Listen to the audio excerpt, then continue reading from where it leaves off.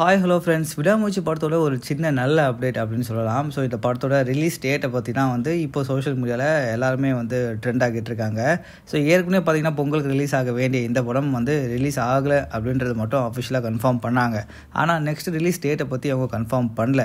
இப்போ பார்த்தீங்க அப்படின்னா சோஷியல் மீடியாவில் பிரபலமான பாக்ஸ் ஆஃபீஸ் ட்ராக்கர்ஸ் எல்லாருமே பார்த்தீங்கன்னா குட் பேட் அக்லி மூவி ஏப்ரலுக்கும் விடாமுயற்சி மூவி பிப்ரவரி ஃபர்ஸ்ட் வீக், அப்படி இல்லை அப்படின்னா ஜான்வரி எண்டில் ரிலீஸ் ஆகும் அப்படின்ற மாதிரி சொல்லிட்டுருக்காங்க. ஸோ இந்த 2 வீக்கில் ஏதோ ஒரு வீக்கில் கண்டிப்பாக விடாமுயற்சி மூவி ரிலீஸ் ஆகும் அப்படின்றத அவங்க 100% கன்ஃபார்ம் பண்ணுறாங்க பாக்ஸ் ஆஃபீஸ் ட்ராக்கர்ஸ் எல்லாமே.